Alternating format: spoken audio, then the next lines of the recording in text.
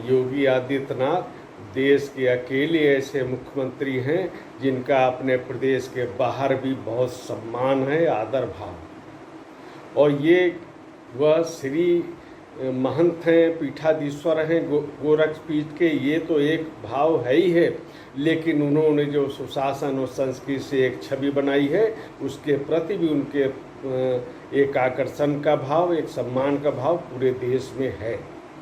और पिछले दिनों हम लोगों ने देखा है जहाँ जहाँ भी विगत 6 वर्षों में जिन जिन विधानसभाओं के चुनाव हुए हैं वहाँ योगी आदित्यनाथ की जनसभाओं में सर्वाधिक भीड़ भी उमड़ती है और लोग उनके प्रति सम्मान व्यक्त करते हैं और भारतीय जनता पार्टी को उन क्षेत्रों में लाभ भी पहुँचता है।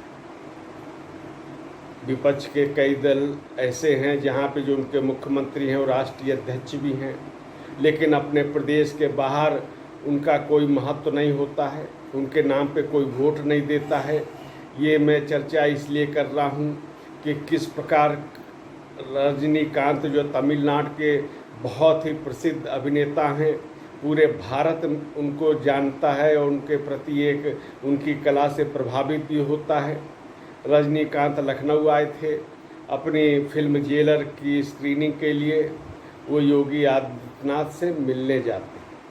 ये दृश्य अपने में बहुत ही एक प्रकार का भाव विभोर करने वाला है और योगी आदित्यनाथ के प्रति उत्तर से लेकर दक्षिण तक किस प्रकार का सम्मान भाव है इसको भी प्रदर्शित करने वाला है। रजनीकांत अपनी कार से उतरते ही दोनों हाथ जोड़ लेते हैं, हाथ जोड़े जोड़े आगे बढ़ते हैं और आगे बढ़कर योगी आदित्यनाथ के चरणों को स्पर्श करते हैं, उनका आशीर्वाद मांगते हैं।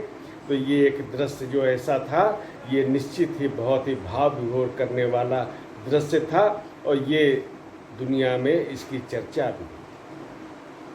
पिछले दिनों योगी आदित्यनाथ के दिशा निर्देशन में काशी में तमिल संगमम का आयोजन किया गया था। इसकी व्यवस्था इतनी भव्य थी कि तमिलनाडु तक उसकी चर्चा हुई थी, उसकी सराहना की गई थी और फिर उसमें जब योगी आदित्यनाथ के नेतृत्व को एक बार फिर लोगों ने समझने का प्रयास भी किया। रजनीकांत जिस प्रकार का सम्मान व्यक्त करते हैं, निश्चित रूप से एक संदेश जाता है दक्षिण भारत तक। और अब राजनीति की भी बात हो ही जाती है, मुख्यमंत्री हैं वो।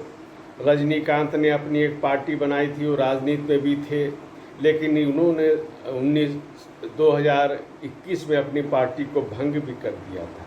आज भी तमिलनाडु के बड़ा जनमानस चाहता है उनको राजनीति में आना चाहिए, एक विकल्प के रूप में उनको देखा भी जा रहा है।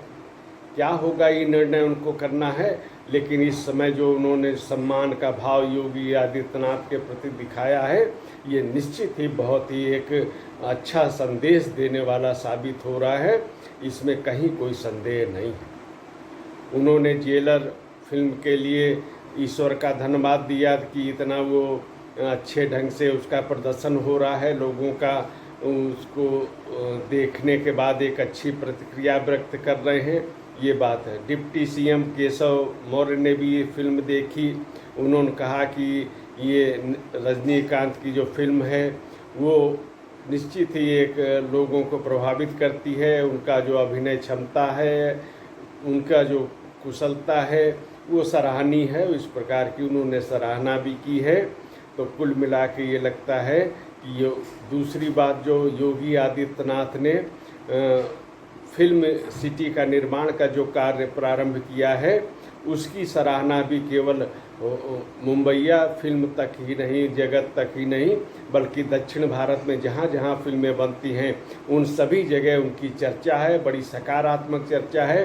अब पिछले जब से फिल्म सिटी का निर्माण कार्य शुरू हुआ है तब से हम लोग देख रहे हैं कि बड़ी संख्या में फिल्म जगत के दिग्गज निर्देशक, निर्माता, अभिनेता, अभिनेत्री सब आकर मुख्यमंत्री योगी आदित्यनाथ से मुलाकात कर रहे हैं। मुख्यमंत्री योगी आदित्यनाथ मुंबई भी गए थे, वहाँ भी उनको फिल्म जगत का बड़ा एक समर्थन मिला और उत्तर प्रदेश में जो फिल्म सिटी बन रही है उसके प्रति भी लोगों की, फिल्म जगत के लोगों की एक गहरी दिलचस्पी है। योगी आदित्यनाथ ने अपनी जो परंपरा के अनुसार रजनीकांत को ODOP एक जिला एक उत्पाद का उत्पाद भेंट किया। ऐसा वो प्रत्येक अतिथि के साथ करते हैं। तो इस तरह जो उत्तर प्रदेश की जो विकास का भी संदर्भ यहाँ पे आ गया, संस्कृति का, कला का, विकास का और योगी आदित्यनाथ के प्रति सम्मान का एक साथ यहाँ पे अभिव्यक्त हुआ है।